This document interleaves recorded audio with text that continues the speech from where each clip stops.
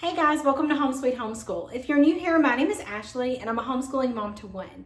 And in today's video, we're going to do a mid-year update. But before we get started, I do want to mention that this video is a part of a collaboration hosted by Davene over at Calm in the Chaos Homeschool and Shauna from Homegrown Homeschool. So be sure to check out their channels as well as the playlist that I will have linked down below.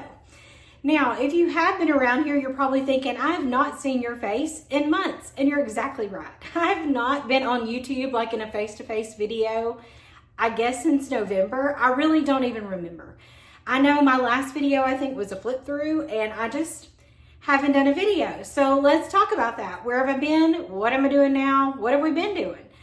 So nothing big has happened. There's no big reason why I haven't been here other than October, November, and December has just been were full of so many fun things between the major holidays and hanging out with friends. And we go to the movies every Monday because our movie theater has a free movie, actually 4 free movies every Monday, and all you do is pay for concessions. I mean, we're busy doing friend stuff, holiday stuff, family stuff. It was packed. October, November, December were packed with wonderful, wonderful things. And I really, honestly, just did not want to sit down and film a video.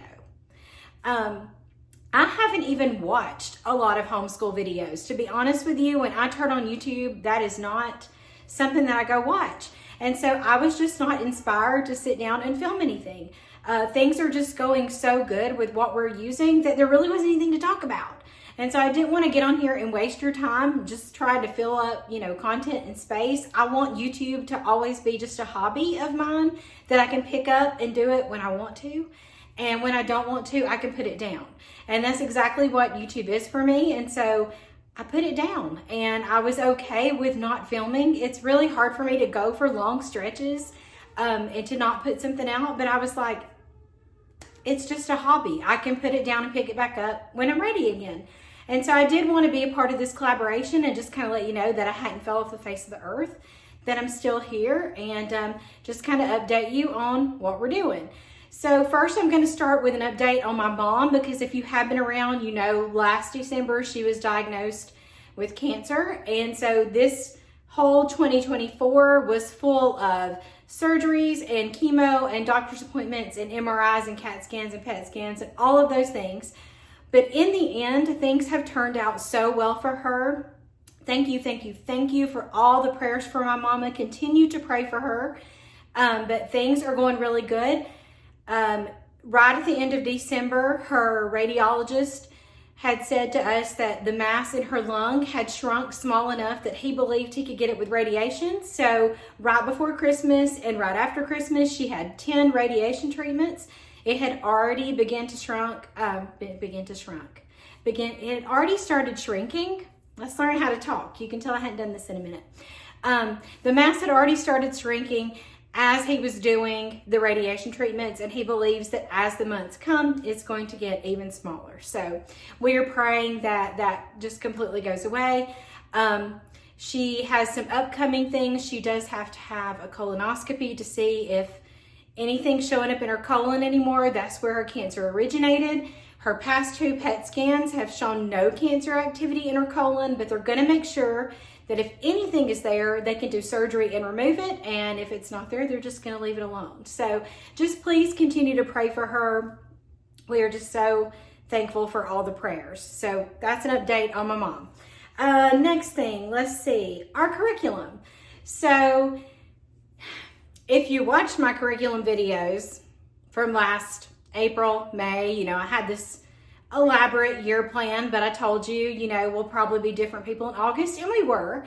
And if you've watched any of my videos from August to November, 1st of December, you know that we kind of ditched all that and we went back to using unit studies because that's exactly what my son loves. It just took him going out and exploring other things, to come back to what he really liked. And so he finally just said, I really just like doing unit studies. And I'm 100% on board with that. I love Gather Around Homeschool, and that is what we've been using. And if you've watched any of my other updates, you know that our focus was kind of a world history focus this year. So we've done Middle Ages, we've done Vikings, And I want to do one more, Renaissance and Reformation, I think is what it's called. And that will make a complete world history credit because we've already done ancient civilizations. So we did all that. We love Middle Ages and Vikings. If you're thinking about doing those from Gather Around Homeschool, I highly recommend them. They were so much fun. My son already knew a lot of the Viking stuff because that's kind of his thing. But he still loved it. And so he was able to teach me some things too that he already knew about them. So those were great. The whole unit study thing is going wonderfully. And yes, we do use unit studies for high school. I do track the time spent on each of the pages that we do within the unit study. I track his grades using a rubric, and I put all of it inside Google Sheets. And so one day I do plan to show how I'm keeping up with that. I'm just trying to make sure like it makes sense in my head how I'm doing it. I just want it to make sense when I show it to you guys. So I am keeping track of all of that so that I can issue him a credit and a grade and all that at the end. So that's what I use to keep up with it. I'm very confident in using Gather Around Homeschool for high school. We have been using it since he was in the 6th grade, and I'm just really comfortable with it. And I have seen how much he's learned, and I just think it's wonderful. He gets a ton of language arts, he gets a lot of history, he gets a lot of science, and he's learning and he enjoys it. And so that's going great. So in an update, we just finished, if I'm going to update you on what we've been doing while we've been MIA from here, we completed the government unit from Gather Around Homeschool along with their elections unit, which was wonderful. We read Animal Farm. My son loved it. He put that up there as one of his favorite books. What was the other one that he really, really loved? Why do I never remember the name of it? It's about the boys on the island and they fall apart. Anyway, he loved that book and he loved Animal Farm. And so we had a lot of good discussion with that. We used a Brave Rider slingshot to go along with that so that we could dive a little deeper into it instead of just reading it. I don't do that with every book because I feel like every book doesn't need to be analyzed to death. But I did want to do that with Animal Farm because we were pairing it with a government unit, and the government did not have any language arts in it because it's a mini unit.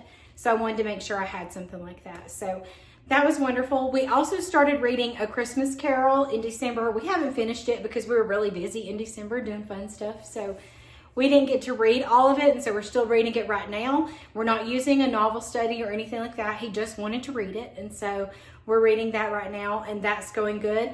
Math is fine. Geometry, he hates it. I mean, I hated it. I don't expect him to like it, but I know that we got to get through it. So we're still going through geometry, but we're picking up more consumer math. So I'm kind of splitting the week with some consumer math, some geometry, because, a week of geometry is not fun for anybody. So we just split it up, and that kind of helps make it a little bit better. Let's see what else we need to talk about. Okay, as far as the curriculum that I showed you in April or May, the Master Books World History, I think we did 4 lessons. And that was only used as a filler on days that I needed to take my mom. And it was fine, but it's very much read and regurgitate. It's like read, answer this worksheet, read, answer this worksheet. And for some of you, that's completely fine. But for us, that just feels kind of pointless. And excuse me, I'm not used to talking this much. And it just felt a little pointless, and so we kind of just put that up. We were getting enough world history through Middle Ages and Vikings. So we hadn't touched that. I also bought The Good and the Beautiful High School Level 1. It hadn't even came out of my cabinet. It's sitting in perfect condition in my cabinet. I will probably end up selling it. So if it's something that you're interested in, or somebody that is interested, I will probably sell it at the end of the year. There's nothing wrong with it. We just have kind of went another direction. We're reading other books based on our interest or based on what we're studying. And so we haven't touched it. I have no review of that. We haven't touched it. We have done more of the Master Books Forensic Science. That is very interesting to my son. That is something he likes to do on Wednesdays when I have to take my mom. So we've done a little bit more of it, but not enough to give you a review of it. It is another one of those things where you read and you answer a worksheet. The application pages so far have been okay, but nothing where we've had to like actually do a lab. Like it's still worksheets. So there's that. So otherwise, you know, the unit studies are going wonderfully. We just started North American Forest Animals. That was my son's pick. I'm just letting him lead the way. I did tell him, you know, I want us to do Renaissance and Reformation. I would love for us to maybe revisit life skills. We started doing it last year, but it was very broken up how we were having to do it. So I don't know if I want to restart it completely or if I want to just start where we left off. So that's something I'm thinking about, but we do need to pick a couple more science heavy units to help kind of round out this year a little bit. We've had a lot of history. We need a little bit more science. So that's kind of where we are right now. Other updates. So if you have been around, you know that I do teach my son's best friend. And then also this year I added my cousin's 2 boys. So I'm now teaching an 11-year-old, a 13-year-old, and a 14-year-old. So I've got a middle schooler and a high schooler extra that come 3 days a week, sometimes 2 days a week, depending on, you know, what I have to do for my mom. But they come here and that is going wonderful. It's great because it gives them time to spend with each other. They love going outside together. They love to go for walks in our neighborhood. They love just hanging out in the yard together. So it's good for them. It's good for my son because his karate place actually closed in October. And we just really haven't found a place that kind of felt like his last place. And so that's something we're praying for, that, you know, we can find somewhere that he wants to take karate again. So having the boys here 2 to 3 days a week has been really good for him because it's another group of people to hang out with. It's different people than who we hang out with when we go to the movies and things like that. So they don't homeschool with us, the people we go to the movies with. But everything's going good. The curriculum I use for the boys is going good. And it just works out great. And like, you know, where Master Books doesn't work so well for my son and the way he learns, his best friend, that's what he uses. He uses language lessons for a living education 9. He uses their American history. And let's see, is he using anything else from them? Yeah, their science. He's doing their general science. And that works out really well for the type of learner that he is. He's just really good at picking that up and doing it, and it works out great. And then for the younger boys, my cousin's boys, we use the Simply Good and Beautiful Math, and that's going great for them. They have made so much progress from not ever going to school and being unschooled for like kindergarten and beyond. They are doing so well. And then as far as language arts, I do use a mixture of the Good and the Beautiful, and I use some things from the Moffat Girls. I think I may have talked about it in one of my other videos, but that's going great. I do plan on making a video about like the logistics of it. How do you teach other people's kids? I had somebody ask me about that. And so I do have a plan to make a video about that. How do I make that work and all that good stuff. So that should be coming up. And then let's see what's left. Okay, going forward. So like I said, I started YouTube with the intention of it's just a hobby. Like, this is not my career. This is not something I want to do forever. I do not want to be an influencer. I don't want to make you go buy stuff. Like, I don't live in that world. I don't want to sell you something all the time. Like, that's not my thing. I just wanted to get on here and share with you like what we do, what we use, how's it working, that kind of thing. And I've always wanted YouTube to just be a creative outlet for me, and that's exactly what it is.